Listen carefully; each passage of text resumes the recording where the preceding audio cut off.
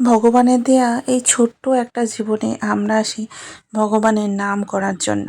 কিন্তু পৃথিবীতে এসে পৃথিবীর এই সংসার নামক এক মায়ায় ফেঁসে গিয়ে আমরা সেই নামটাই করতে ভুলে যাই।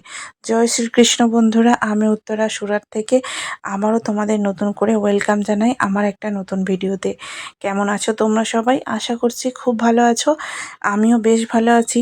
আজকে রবিবার আর সকাল এখন বেজে গিয়েছে একেবারে 7:30। 7:30 থেকে আমি ব্লগটা শুরু করলেও চাটা খেতে খেতে কিন্তু আমার 9টা বেজেই গেল। কারণ সকাল থেকে চা করে বসেই আছি, বাবা মেয়ে ছেলে কারোরই ওঠার নাম নেই, তো সেই কারণে চা খেতে এত বেলা। সকাল উঠেই চলে গিয়েছিল মার্কেটে, তো সেখান থেকে দেখো কত সুন্দর আর কি মাছ এনেছে। তো মাছটা কি করেছি, সঙ্গে সঙ্গে ধুয়ে একেবারে নুন হলুদ মাখিয়ে রেখে দিয়েছিলাম। হলুদটা ভাজার খানিকক্ষণ আগে মাখিয়েছি, নুনটা আগে থেকে মাখানো ছিল। বেশ অনেকক্ষণ নুনটা মাখানো থাকলে কি হয় বলো তো, বেশ জলটা ঝরে যায়, মাছটাও বেশ সুন্দর হয়ে যায়। কড়াই দেওয়া মাত্রই মাছটা বেশ ভালোভাবে ভাজা হতে থাকে। এছাড়া যদি নুনটা পরে মাখানো হয় তখন যেন মাছটা অতটাও বেশ ভালোভাবে ভাজা হতে পারে না। তো সেই কারণে কি করি, নুনটা মাখিয়ে খানিকক্ষণ ম্যারিনেট করলে বেশ ভালো হয়। আর আমাদের যেহেতু সন্ধেবেলা তো কোনো কিছু রেডি করে রাখা নেই, তো সেই কারণে আজকে কিন্তু একটু তাড়াতাড়ির মধ্যে আছি। তাড়াতাড়ি করে আমি রান্না করতে চলে এসেছি, কারণ অধিরাজ কিন্তু মুড়ি টুড়ি কিছুই খেতে চায় না। ওর যেহেতু অভ্যাস আছে 11টার মধ্যে ওকে ভাত দিতে হবে, তো সেই কারণে ও কী করে বলো তো, সকালবেলা যাই আমি করি না কেন এটা কিছুতেই খেতে চায় না। যদি বেশিরভাগ দিন আমার হয় রুটি, তো সেই রুটি কিন্তু ও খেয়ে নেয়। তবে যদি অন্য কোনো কিছু করি, যেমন মুড়ি তরকারি, একটু ছোলার ডাল, লুচি, সেগুলো খায়। তবে যদি শুধু মুড়ি হয় সেটা খেতে চায় না। তো সেই কারণে ওর জন্যই কিন্তু একটু তাড়াতাড়ি ভাতটা বসানো। আর ভাত আর মাছ ভাজা হয়ে গেলেই গরম গরম ওকে দুটো দিয়ে দেবো। খানিকক্ষণের জন্য তো চুপটা থাকবে একটু, তারপরে বাকি কাজগুলো বাকি পরেই হবে। এদিকে মাছটা একটা কড়াই দিয়ে দিয়েছি, আর সেটা ভাজা করতে করতে আমি যাবতীয় কাজগুলো করে নিচ্ছি, যেমন আলু পেঁয়াজ এগুলো কাটা। অনেক দিন পরে ভেবেছি মাছ দিয়ে আলু দিয়ে ঝাল বানাবো, কারণ আমাদের বাড়িতে মাংস মাছ এগুলো হয়, অতটা আলু দিয়ে ঝাল করা হয় না, সর্ষে বাটা কিংবা লঙ্কা ফোড়ন দিয়েই করা হয়। বেশিরভাগ দিন আমি এইভাবেই করে তাড়াতাড়ি করে করে দিই। আর আজকে কি ভেবেছে বলো তো, মাছ দিয়ে আলু দিয়ে বেশ ঝাল করব। অনেক দিন হয় না বাড়িতে, তো সেই কারণে মাছটা আবারও উল্টিয়ে দিলাম। আর অনেকটা বেশ তেল দিয়েছি, তোমরা দেখতেই পাচ্ছ, কারণ এই তেলটাই দুবার করে মাছটা ভাজবো, তারপরে মাছের সবজিটাও করে নেব। মাছটা ভাজার জন্য কিন্তু অনেকটাই তেল লাগে।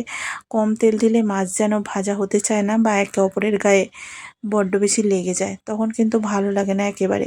সেই কারণে বেশিরভাগ মাছ আমি কিন্তু ফ্রাই প্যানেই ভাজি। তবে আজকে কড়াটা চাপিয়ে দিয়েছি, একবারে সবজিটা বানিয়ে নেব। দুবার করে মাছগুলো দিয়ে ভালো করে ভাজা করে নিলাম। আর কি বলতো, যতটা মাছ এনেছিল এক বেলার জন্য তো নয়, দুবেলার জন্য একসাথে রান্না করে নিলাম। ভাবছিলাম মুড়োটা বেশ বড় আছে, একটু পুঁই শাকে দেওয়া যেত, রেখে দেবো কি না। তো আগের বারে এরকম করে রেখে দিয়ে জানো তো মুড়োটা রয়ে গিয়েছিল, আর তাকে দিয়ে কোনো কিছু হয়নি, শেষে ফেলে দিতে হয়েছিল। তো সেই কারণে ভাবলাম না, মাছের সাথে দিয়েই দিই, একসাথে যখন দিচ্ছি খাওয়া হয়ে যাবে। আর যেহেতু সবাই বাড়িতে আছে, যে না যে হোক মুড়োটা খেয়েই নেবে। একবারে তেলের মধ্যে দিয়ে দিলাম পেঁয়াজ টমেটো কাঁচা লঙ্কা, সমস্ত কিছু দিয়ে একটু নাড়াচাড়া করে দিয়ে দিলাম আলুটাকেও সামান্য নাড়াচাড়া করে দিয়ে দিচ্ছি সমস্ত রকমের গুঁড়ো মশলা আর আদা রসুন বাটা। ব্যাস সমস্ত মশলা দেওয়ার পরে সুন্দর করে কষিয়ে নিচ্ছি। এদিকে আমি আগের দিনের যে নাইটিটা বার করেছিলাম, নতুন নাইটি, সেটা পরে নিয়েছি। আর এই যে ক্যামেরার সামনে সে কী যে বলবো আমি খুঁজে পাই না, তো যেহেতু তোমাদের সাথে একটু কথা বলতেই হবে, সেই কারণে দাঁড়িয়ে দাঁড়িয়ে একটু নাটক করে নিলাম। তোমরা কেউ কিছু মনে করো না। তো এরকম মাঝে মধ্যে আমি করি, সেগুলো ক্লিপগুলো আমি দিই না। তো এদিকে দেখো বাবু পড়াশোনা করছে, আর ওর দিদি ওকে বোঝাচ্ছে, আর একটু আধটু বকাবকিও করছে।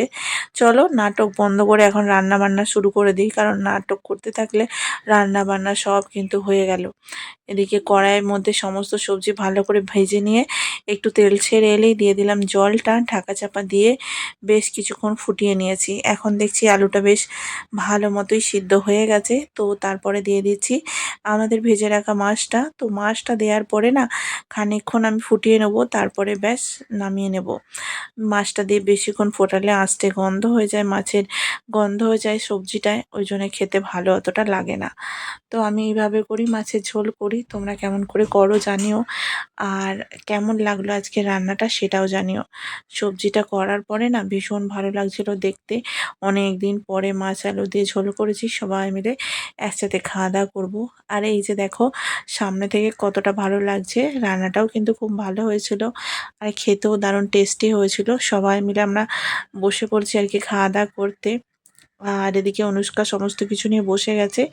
এখানে ভেজেছি চিংড়ি মাছ ছোট ছোট, আর ভেজেছি একটু মাছের ডিম, আর এই তেল ছিল সেটা দিয়ে আলু পেঁয়াজ দিয়ে ভাজা। সেটার ভিডিও আমি তোমাদেরকে কিন্তু আমার রান্নার চ্যানেলে দিয়ে দেবো, অবশ্যই দেখে নিও। আর এদিকে সমস্ত খাওয়া দাওয়া মিটে যাওয়ার পরে কাজকর্ম করে নিচ্ছি। গ্যাস ফ্যাস সমস্ত কিছু পরিষ্কার করে নিয়েছি একদম সুন্দর করে, আর বেসিনটাকে একটু মেজে নিলাম। রান্না করার পরে রান্নাঘরটাকে সুন্দর করে পরিষ্কার করে নিয়ে পরিপাটি করে নেওয়ার পরই আমার কিন্তু কাজের একটু শান্তি আসে। তো সেই কারণে আর তারপরেও নিজের হাতটাকে অবশ্যই কিন্তু ধোয়া দরকার। কিচেনটা আমার একেবারে সুন্দর করে পরিষ্কার করে সমস্ত বাসনকোসন ধুয়ে নিয়েছি।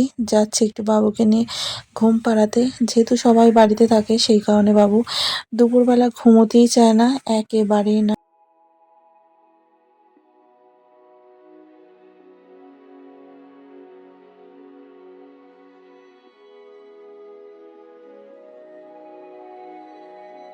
ঘুমোতে এসেও তার কত কথা, সবাইকে রেখেছি বাড়ির বাড়িয়ে আর আমাকে শুধু রেখেছো একেবারে ঘুম পাড়ানোর জন্য কেন? তো সেই কারণে সে এখন রাগ করেছে। তো আস্তে আস্তে তাকে ভুলিয়ে নিয়ে শোয়ানোর চেষ্টা করছি। আর প্রত্যেক দিন জানো তো এরকম একটুখানি যদি শুতে বলি কত যে তার কথা, কত কি তার মনে পড়ে যায়, সব কিছু মাকে বলতেই হবে। আর বিভিন্ন খেলা তাকে করতেই হবে। ভীষণ পরিমাণে আনন্দে আর ঘুমোতে ঘুমোতে অনেক কথা বলে। তো চলো আজকের ভিডিওটা এখানেই শেষ করছি। ভালো লাগলে অবশ্যই একটা লাইক করে দিও, আর যে নতুন বন্ধু আমার ভিডিওটা এখন দেখছো অবশ্যই আমার চ্যানেলটাকে সাবস্ক্রাইব করে আমার পাশে থেকো। চলো টাটা, দেখা হচ্ছে পরে একটা নতুন ব্লগে। সকলে খুব ভালো থেকো।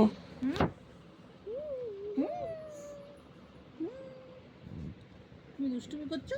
হ্যাঁ।